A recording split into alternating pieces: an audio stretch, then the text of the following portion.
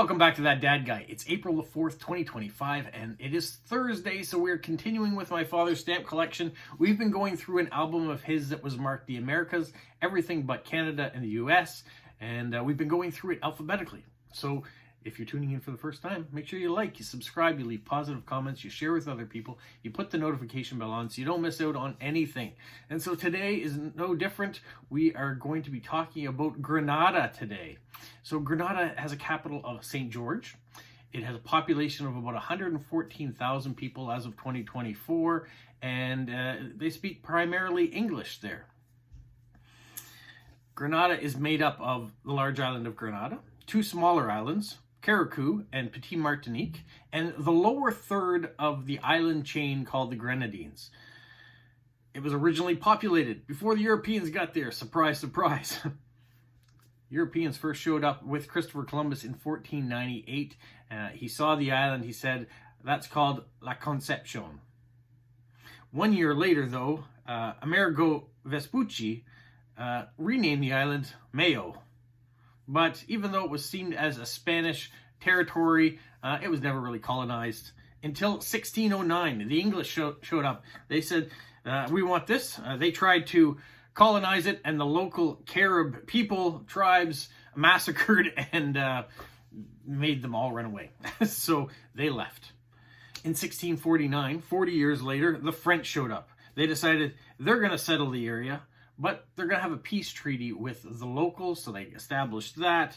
And then that was led by Jacques Dael du Paraquet, and it worked, kind of.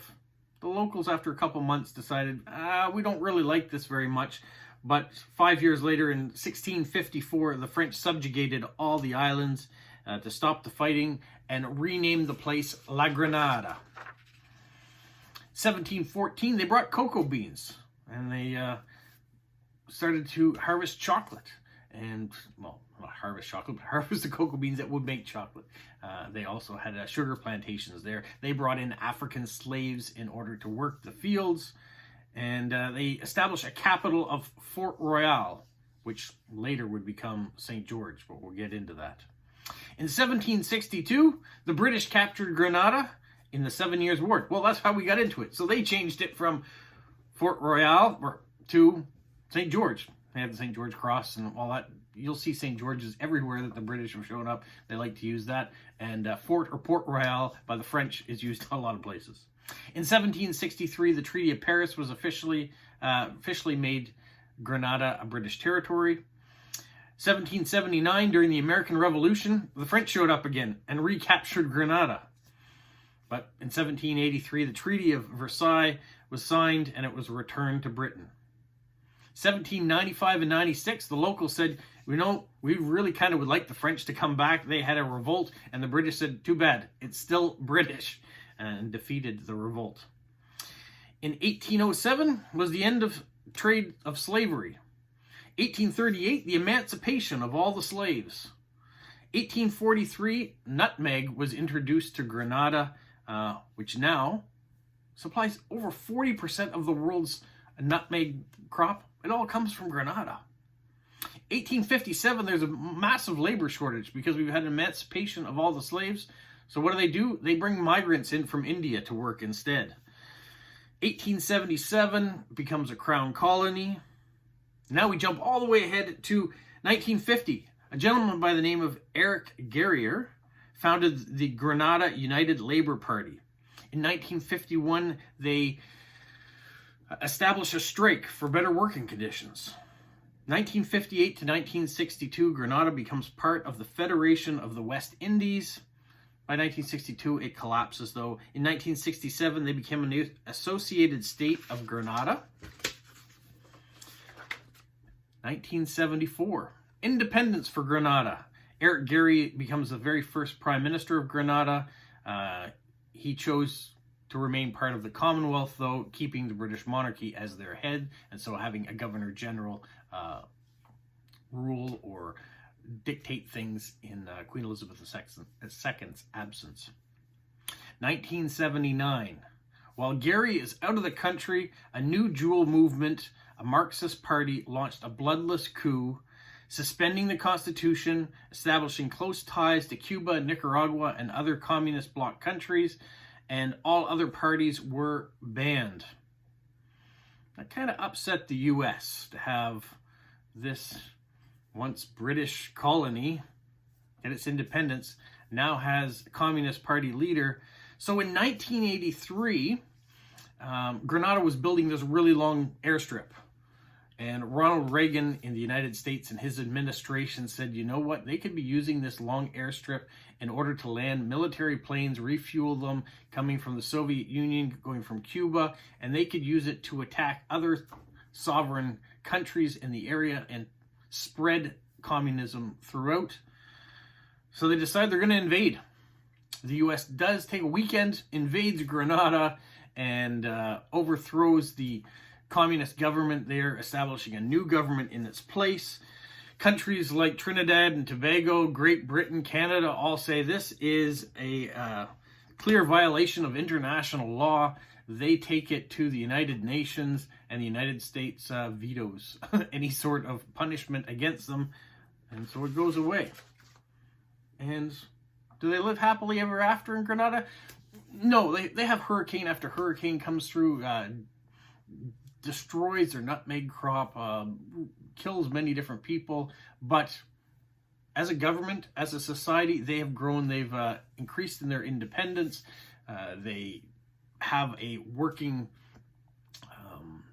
tourism industry and good economic base as well. So in the end, things seem to be working in the right way. There seem to be positive down there. Well, let's switch gears. That's a bit of history. Let's go to a little bit of a postal history now, which sometimes we don't do in this channel. Sometimes we switch right over to look over at what stamps came out, and we will do that in a moment. But there's an interesting postal history to them too. In 1858, they started using British stamps, and you can tell that they were from Grenada because they had an oval postmark saying A15 on them with a cancel saying St. George. So if you see that, these are stamps that were British stamps but were being used in Grenada. In 1861, they had their very first two issued stamps. They had a picture of Queen Victoria on them. One was a green 1 penny, and the other was a 6-pence rose stamp. In 1974, when they got their independence, they overprint on their stamps independence. If you see stamps from 1973 to 1999, they might look a little different because they say Grenada Grenadines, which were used stamps for the islands north of Grenada. But after 1999, they stopped putting that on the stamps and they started putting Grenada, Carriacou, and Petite Martinique. So if you see those, you know that they're after 1999. If you see Grenadines, you know they're up until 1973 to 1999. Now, Grenada ranks as one of the countries that has issued the most stamps in the world. So as a stamp collector, you'd think, kind of want to have some of those stamps. They've issued a lot of them, and some of them are really funky and fun. You're going to see that here in a moment of some of the stamps that have come out. And, hey, why delay? Let's look at them now. We're going to start with the stamps that were in my father's collection. You can see from these ones, he's intermixed the Grenada and Grenada Grenadine stamps together, where when you see mine, I will separate them a little bit.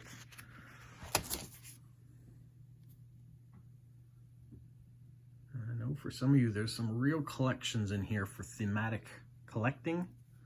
And when you talk about a country that has issued the most stamps, or one of the most amount of stamps anywhere in the world, you're going to see a lot of different varieties in here.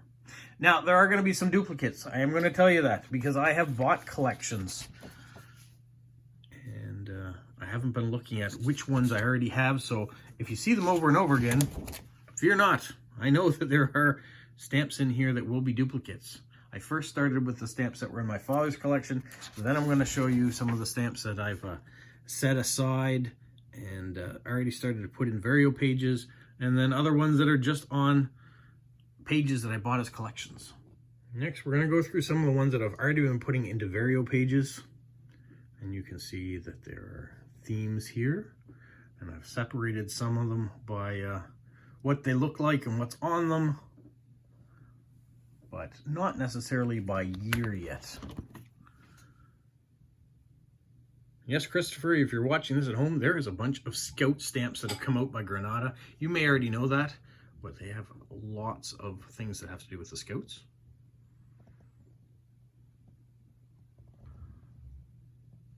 And as we've got Stamp of the Month going on right now, transportation is the theme. Grenada's got a lot of great transportation themed stamps too. For those of you out there who collect Disney, they put out lots of Disney stamps. Olympic stamps, all sorts of great stamps. Get back to Stamp of the Month real quick. Make sure you go to my Stamp of the Month video, put in the keyword that I've told you, and you will be able to win some great prizes. And then Grenada and the Grenadines, you can see they've done a big series of Disney stamps. And then here you can see there's a mixture of pages I bought and full collection. Not a complete collection, but a booklet collection. So these ones you've seen already. They're duplicates, but they happen to be in here. Same with these Olympic stamps. I believe they're already duplicates too. But it gets the impression of what beautiful stamps are out there. And when I get down to it and start taking these off and putting them into the other ones, I'll pull apart the duplicates from the regular ones that I need, and then I will go find homes elsewhere.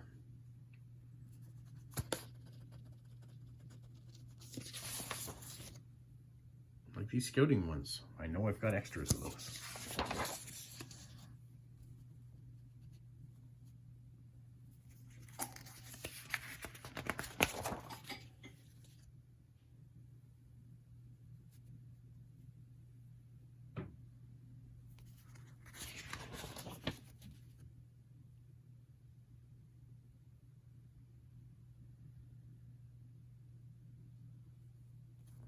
What I know I don't have is the modern day. I don't have any with the inscription from 1999 on in the collection.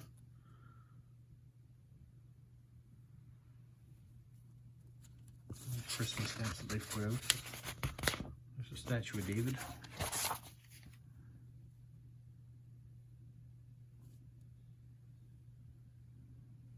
Airplanes in space.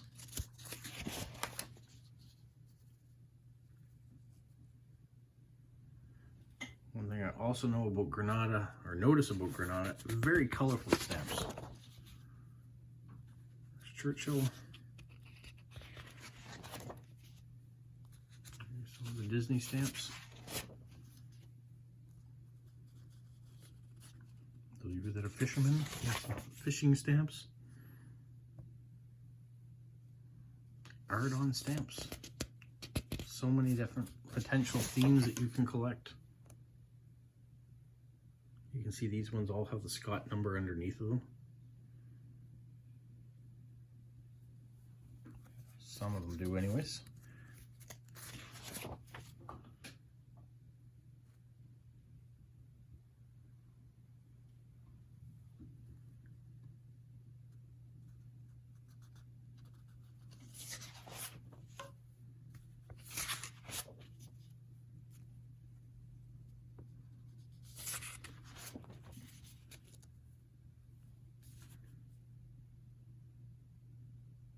When I see the Disney stamps, they kind of make me smile. I know not everybody wants to collect those, but I think they're really fun stamps. Well, that's the great thing about stamp collecting. Collect what you want. I say it a million times, but stamp collecting is supposed to be fun. So have fun with it. Collect the things that you like. And if you happen to like Disney, collect Disney. If you happen to like flowers, collect flowers. If you happen to like transportation, go to Stamp of the Month though, and make sure that you're entered to win, because the giveaway is huge.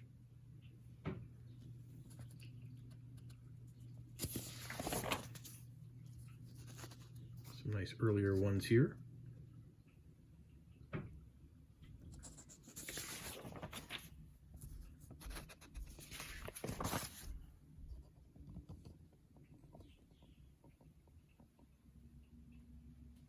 There you have Did you learn something you didn't know about Grenada?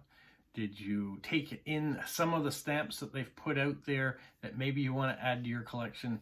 They're not expensive, so it's easy to find them. You probably can get packets on eBay or on Hipstamp or your local stamp shop, or maybe a stamp show you go to, whatever might be in your area. You probably can find some. When you issue that many stamps, there's bound to be a few of them floating around. Well, that's it for this week. Hopefully you'll join me next week and for all the other different videos that come out too. Have a magical week. What, Polo? You say like, subscribe, share, and tell all your friends? Who's a good boy? Who's a good boy? Bye. Oh yes, and it's April 4th, and it's snowing outside again.